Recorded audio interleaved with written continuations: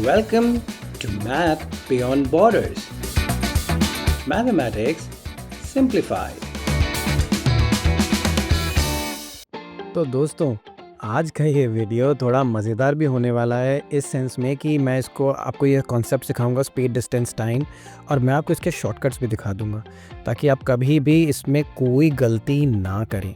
मगर इस एक चीज़ पर ध्यान रखिएगा कि स्पीड हमेशा किलोमीटर प्रति घंटे में कैलकुलेट करी जाती है।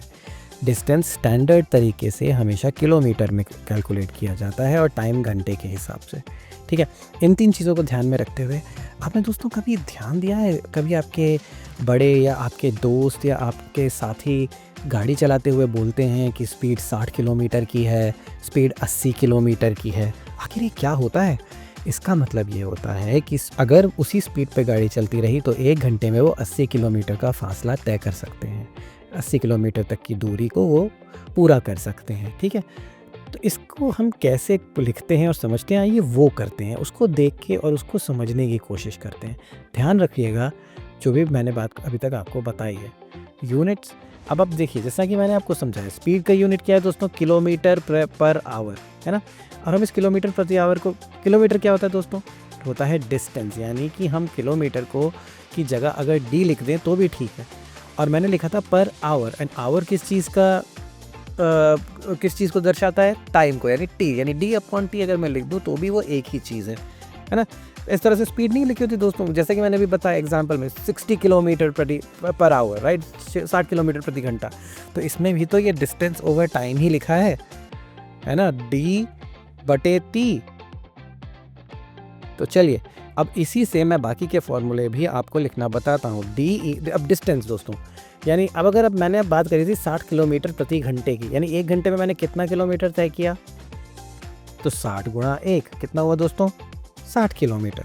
तो मैंने क्या किया? गुणा किया, किलोमीटर पर आवर को टाइम से गुणा किया तो मेरा डिस्टेंस नाप लिया, है ना। अब मान लीजिए कि 2 होता, 60 किलोमीटर के हिसाब से मैं 2 घंटे गाड़ी चलाऊंगा दोस्तों, तो कितना हो जाएगा मेरा टोटल डिस्टेंस? मेरा टोटल डिस्टेंस हो जाएगा 120 किलोमीटर प्रति घंटा। नहीं, सॉरी, डिस्टेंस की बात हो रही है, डिस्टेंस सिर्फ 120 किलोमीटर होगा दोस्तों, है ना। तो इसी तरह से अगर 3 घंटा होता तो 180।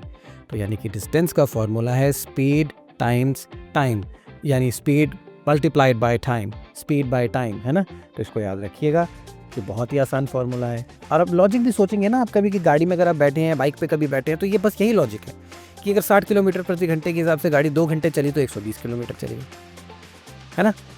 तो अब इसी को ध्यान में रखते हुए हम टाइम निकालने की कोशिश करेंगे। तो कैसे मैंने डिसाइड किया कि अच्छा 60 किलोमीटर के प्रति घंटे के हिसाब से गाड़ी चली और 120 घंटे चली, 120 किलोमीटर उसने कवर किया, तो कितने घंटे चली होगी? तो मैं क्या करूँगा, मैं करूँगा इस केस में, चलिए ऐसे करता हूँ ना, मैं इसको लिख के आपको समझाता हूँ, तो उससे आपको ज़्यादा अच्छे से समझ में ये बात आएगी। ठीक है, तो अगर स्पीड थी मेरी 60 किलोमीटर प्रति घंटा और मैंने डिस्टेंस कवर किया लेट्स से 180 किलोमीटर, ठीक है, तो अब मुझे निकालना है टाइम। तो मैं क्या करूँगा दोस्तों? मैं करूँगा distance divided by speed. Speed मतलब इस केस में हुआ 60 किलोमीटर, ठीक है। तो यानी कि 180 किलोमीटर बटे 60 किलोमीटर, 180 किलोमीटर का distance divided by 60 kilometre per hour equals 3 hours. यानी मैंने 3 घंटे गाड़ी चलाई 60 किलोमीटर प्रति घंटे की रफ्तार से to cover distance of 180 kilometers. So तो फार्मूला क्या हुआ दोस्तों? इस हिसाब से फार्मूला ऑफ टाइम हुआ डिस्टेंस ओवर स्पीड, है ना। अब इनके बीच में भी एक रिलेशन है जो मैं आपको बाद में समझाऊंगा, थोड़ा अलजेब्रिक होगा लेकिन मज़ेदार होगा। ऐसा करते हैं कि कुछ एग्जाम्पल्स देखने की कोशिश करते हैं, लेकिन उससे पहले मैं क्या करता हूँ, यहाँ लिख देता हूँ इन तीनों फार्मूला थोड़ा छोटा छोटा, ताकि जब मैं वो एग्जाम्पल करूँ आपके लिए तो आप देख पाएँ कि कैसे उस एग्जाम्पल को आप सीधा सीधा अप्लाई कर सकते हैं। ठीक है, तो ये मैंने इसको यहाँ कोने में लिख दिया है, ठीक है।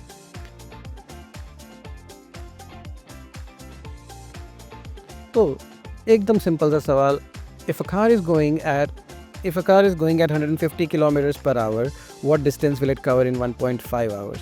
तो अब मेरे को स्पीड दी हुई है और मेरे को टाइम दिया हुआ है और मुझे निकालना है डिस्टेंस। तो इसमें से कौन सा फॉर्मूला चुनेंगे हम?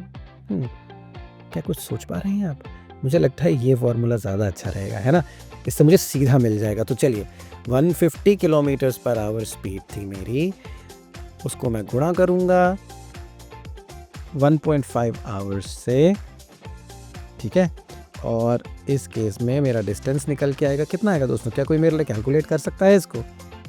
वेल मुझे लगता है 225 किलोमीटर आंसर आना चाहिए। चेक करिए, ठीक है ना दोस्तों, देखा कैसा सीधा एप्लीकेशन है फार्मूले का। तो अगर आपने एक बार फार्मूला सीख लिया तो इसमें गलत होने के चांसेस बहुत कम होंगे। थोड़ी गलतियां लोग कन्वर्जन में करते हैं, लेकिन वो हम बाद में डिस्कस करेंगे, ठीक है दोस्तों। तो दोस्तों अब अगर हमारे पास सवाल है, if a car did 250 kilometres in 2 hours what is the average speed. अब ये एवरेज स्पीड का दोस्तों कॉन्सेप्ट है कि गाड़ी स्टार्ट होते ही तो सीधा उस पर नहीं चली गई होगी स्पीड पे, है ना, धीरे धीरे करके वो 125 की स्पीड पे पहुंचेगी। तो हम एवरेज स्पीड की बात करते हैं इन जनरल। इसका मतलब कुछ नहीं है, इससे कभी कंफ्यूज ना हो, सिंपल कैलकुलेशन, सिंपल एप्लीकेशन, ज़्यादा ध्यान ना दें। और अब मुझे स्पीड निकालनी है तो मैं इस फार्मूले का इस्तेमाल करूँगा, ठीक है दोस्तों। तो देखिए स्पीड कितनी थी, distance over time, so distance कितना था 250 किलोमीटर बाय 2 आवर्स, राइट। तो मेरी स्पीड निकल के आ गई 125, और ये किलोमीटर पर आवर ऐसे का ऐसे ही मेरी स्पीड को दर्शाएगा। सो 125 किलोमीटर पर आवर, है ना। देखा कैसा स्ट्रेट एप्लीकेशन है दोस्तों।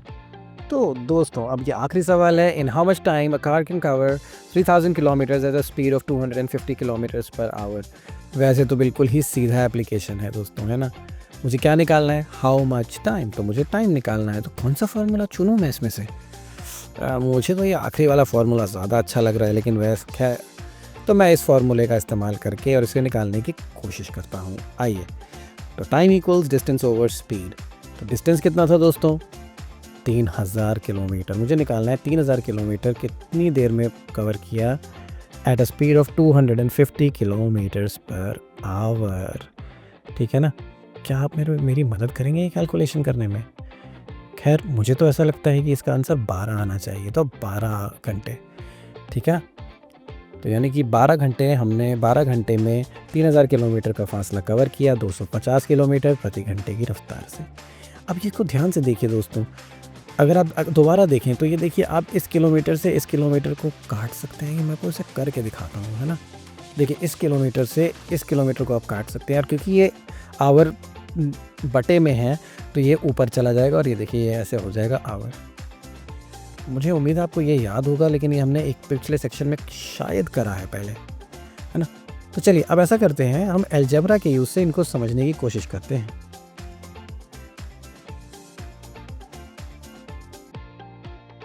तो देखिए दोस्तों, डिस्टेंस इक्वल स्पीड गुणा टाइम, ये इस फार्मूला को अगर आपने याद कर लेना, आप बाकी कोई भी फार्मूला निकाल सकते हैं, ठीक है। तो अब जैसे मान लीजिए मुझे निकालने की स्पीड कितनी है, तो स्पीड के लिए मैं एस को आइसोलेट करना चाहता हूँ, एस को अकेला करना चाहता हूँ, तो मैं दोनों तरफ को टी से डिवाइड कर दूंगा। तो उससे क्या होगा कि इस टी से ये टी कट जाएगा और मेरे पास ये वाला फार्मूला आ जाएगा। देखिए D over T equals S, यही तो फार्मूला है यहाँ पे, ये देखिए, है ना। इसी तरह अब अगर मुझे मान लीजिए टाइम निकालना होगा, तो मैं क्या करूँगा, मैं दोनों तरफ को एस से डिवाइड कर दूंगा, ठीक है ना। देखिए कुछ इस तरह से, इसको एक मिनट दोबारा से करेंगे, s times t over s, इस एस से ये एस कैंसिल होगा और t equals t equals d over s आ जाएगा, ये वाला फार्मूला, है ना दोस्तों। कितना स्ट्रेट एप्लीकेशन है देखिए। तो आप बस एक फार्मूला याद कर लीजिए, D equals S over T, और उसके बेसिस पे आप सब कुछ कर सकते हैं। और मैं आपको यूनिट्स के साथ खेलना भी सिखाता हूँ कि कैसे डिस्टेंस की यूनिट किलोमीटर आएगी और स्पीड की यूनिट किलोमीटर प्रति घंटा आएगी, वो मैं आपको सिखाता हूँ। उसको देख लेते हैं, ये बस बोनस कंटेंट है, नहीं तो आप बस ये भी याद रखें कि इनकी यूनिट्स क्या है, तो वो काफ़ी होगा। तो देखिए डिस्टेंस की यूनिट होती है किलोमीटर, स्पीड की यूनिट होती है किलोमीटर प्रति घंटा, और टाइम की यूनिट होती है घंटा। तो अगर घंटे से घंटे को कैंसिल कर लो तो किलोमीटर डिस्टेंस की यूनिट ही तो बचती है खाली, है ना। इसी तरह बाकी सारी यूनिट्स भी अगर एक दूसरे के अगेंस्ट रखेंगे तो आप पाएंगे कि जब आप कैलकुलेशन करते हैं तो आपकी वही यूनिट आखिरी में बचती है जो आपको यूज़ करनी है अपने आंसर के लिए। ठीक है दोस्तों, बहुत ही आसान टॉपिक है, सिर्फ एक फार्मूला याद करिए, बाकी सब आप अलजेब्रा की मदद से खुद ही कर सकते हैं। आसान था, है ना।